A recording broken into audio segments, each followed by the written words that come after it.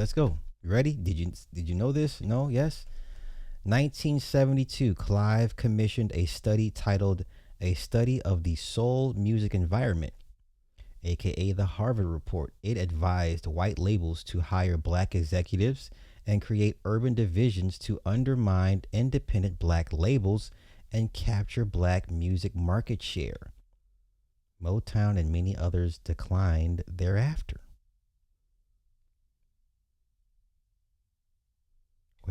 Where's the study at? Hold up, they posted somewhere up in here. Here it is. You can buy this thing on Amazon. Okay.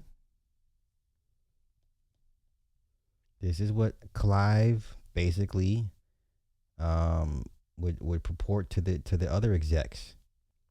Okay.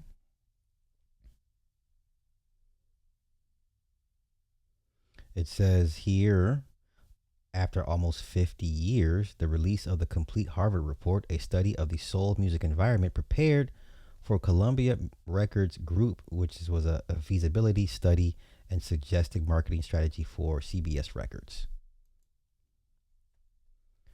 Okay. It was and still is common practice for corporations, regardless of the industry, to research the markets before investing in them. The Harvard Report was one study. It was commissioned in 1972 by Columbia Records Group to determine the feasibility and profitability of delving into black music marketing. I was the liaison between CBS Records and Harvard Business School, and I have the original copy of the Harvard Report as it was presented to me.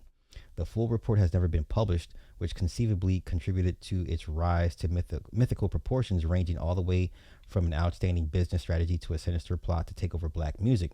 For the first time, the Harvard Report can be read, analyzed, and picked apart, allowing the readers to draw their own conclusions.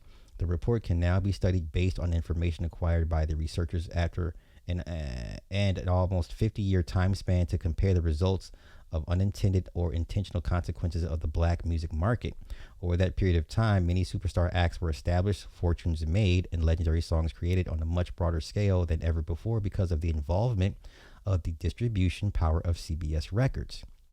Much has been written and spread over the internet about the Harvard Report. Most of it is misinformation. With the publication of this book, I think people will be surprised at what it is, and more importantly, what it wasn't. A philosophical question arises about the ability of a small company's survival when partnering with a powerful corporation. Can they exist together in a symbiotic relationship, or is it inevitable that one will be swallowed up by the other? Is it a cultural appropriation, or is it just business? You, the reader, can now decide. Okay.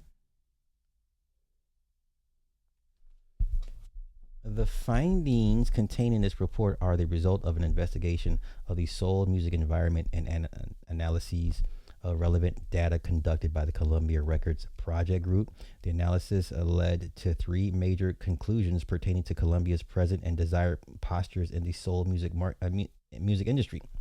A market opportunity for CRG exists in this area. CRG's previous efforts in soul music have not been adequate. Several changes in CRG's organization orientation will be required for success in the soul music market.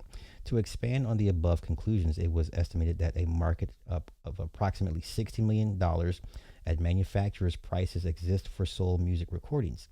CRG's previous efforts had been hampered by an organization staffed by personnel oriented to the popular music field, which differs fundamentally from soul music in the critical factors required for success.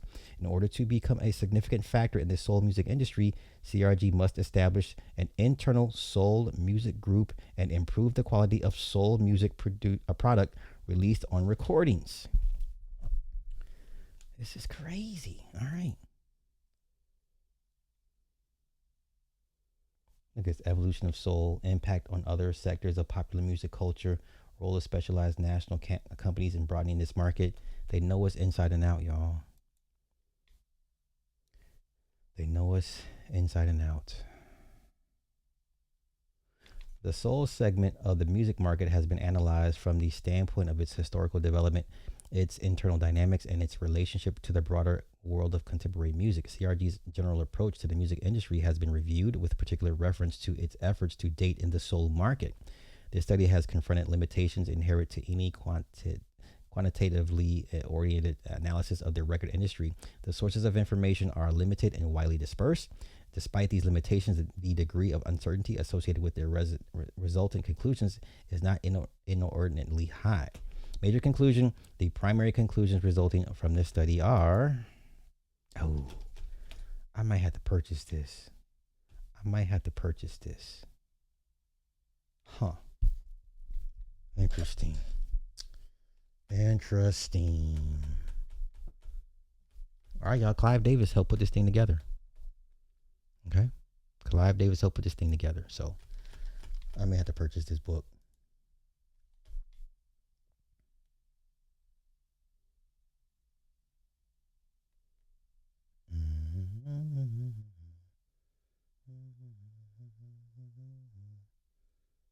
So let's go back here.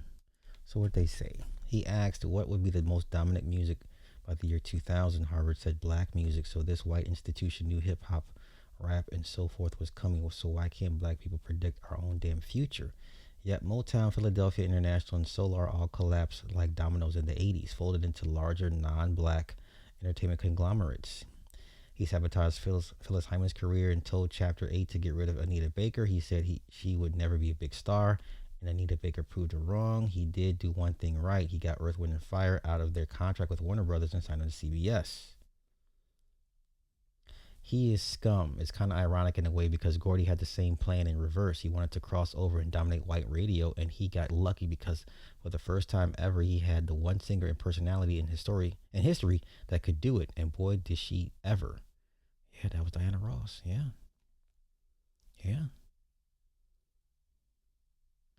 This wouldn't be possible if some black people would stop waiting for a white man to prop up a black artist before they start supporting and paying attention to them. Plenty of black indie artists and creators who are talented and get no support until a white man stamps them. Sadly, he was involved with the successful Kenny Gamble and Leon Huff, Philly International, later with the equally successful Kenny Edmonds and L.A. Reid Face Records, two of the most prominent record companies in black music. Okay. All right. Make of it what you will. Make of it what you will.